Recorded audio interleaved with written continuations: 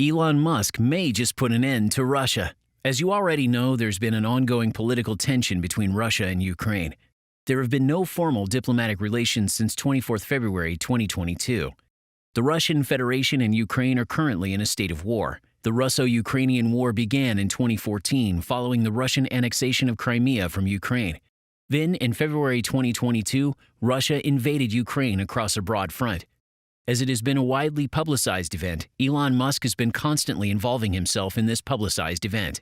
Elon Musk got involved mainly due to his and other auto executives' plans to release more affordable electric vehicles got delayed by the rising material costs due to Russia's invasion of Ukraine.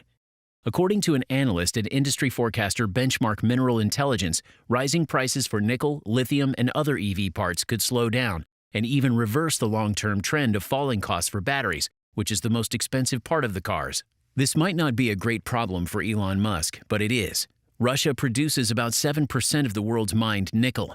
It is also a large provider of aluminum and palladium, and the war in Ukraine has only made it worse, as it has raised the stakes, pushing nickel prices to an 11-year high on fears that exports from leading producer Russia could be put on hold. Lithium prices also have increased, more than doubling since year-end, as supply fell short of rising demands.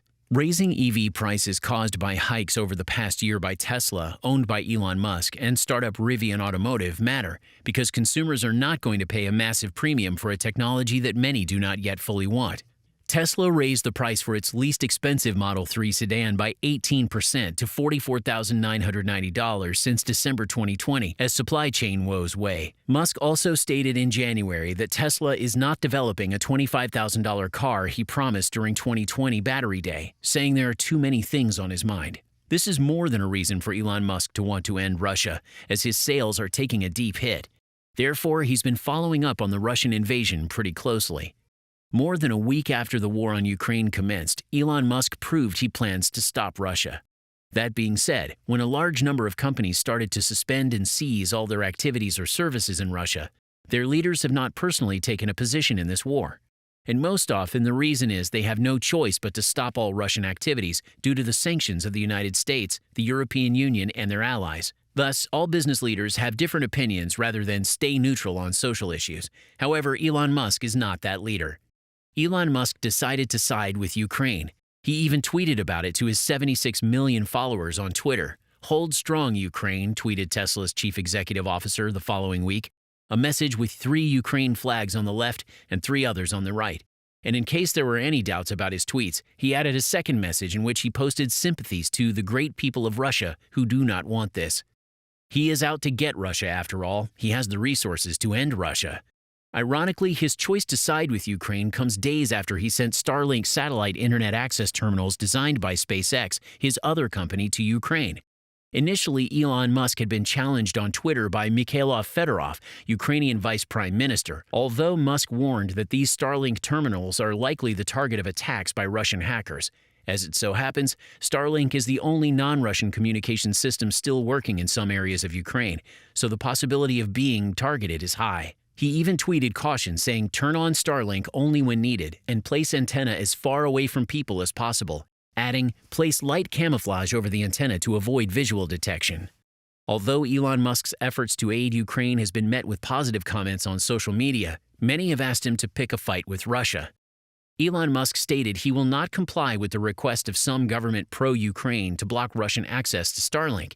He even added that he wouldn't block Russian news sources unless at gunpoint. In contrast, many tech companies like Google and Microsoft have worked to block Russian media outlets like the state-run RT network and Sputnik, according to recent reports. However, Elon Musk stated Starlink would not block individual Russian-based news agencies. He even tweeted, "Sorry to be a free speech abolitionist." Although Elon Musk did not use Starlink to end Russian media sources, Elon Musk did not reveal the countries that had approached him to do so. SpaceX's Starlink Internet is a satellite mega-constellation designed to provide high-speed, low-latency broadband internet access to regions all over the world, with a focus on remote or underserved areas. The company has launched over 2,000 satellites since 2019 to build up the Starlink network. SpaceX's Starlink Internet has been active in Ukraine for some time now. The company sent antennas and terminals to the country this week to help restore internet and communications after widespread outages caused by Russia's invasion on February 24th. The terminals arrived just a week later. Although many think this is a great gesture of help, not all agree. A professor of electrical and computer engineering and director of the Institute for the Wireless Internet of Things at Northeastern stated, Starlink is another source of connectivity for Ukraine, but not a foolproof one. It isn't magically bringing indestructible internet access to everyone. It is unlikely to change the outcome of the conflict. He added that it has a very practical meaning for maintaining communications all the time, but he thinks it has a symbolic meaning in this specific case.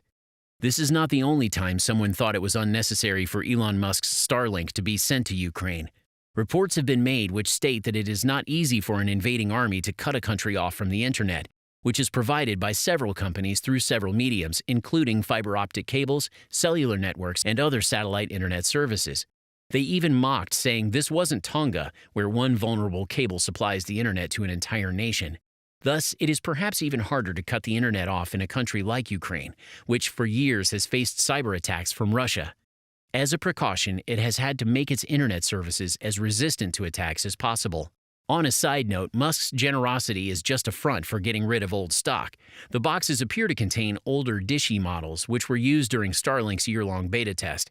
Many months ago, Starlink redesigned Dishy. It's now smaller, lighter, and rectangular. It is also possible that the older Dishies were all SpaceX and on hand to give out, as the company had struggled to produce dishes due to the worldwide chip shortage. Nevertheless, if the donated Dishies work, that's all that will matter to the people in Ukraine who might need them. Krutov, a man residing in Ukraine, said he had to evacuate to bomb shelters many times a day, and rockets have struck within 6 miles of his home.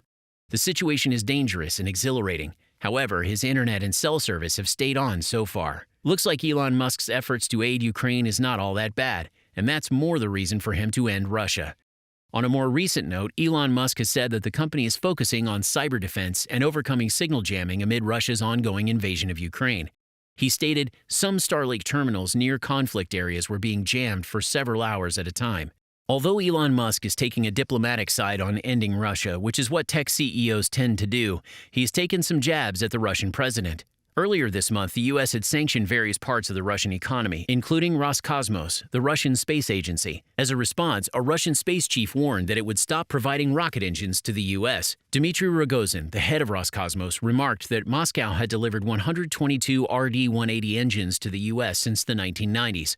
Of these, 98 engines to the U.S. were used to power Atlas launch vehicles, which was used in the exploration of Mars, Mercury, and Venus. Talking to the state television, Mr. Rogozin said, "In a situation like this, we can't supply the United States with our world's best rocket engines. Let them fly on something else. They're broomsticks, I don't know what."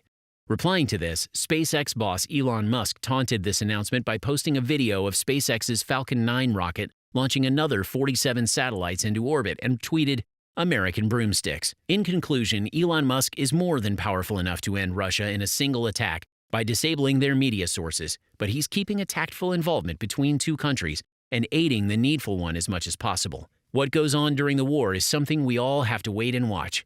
That's all, folks. Let us know in the comments what you think.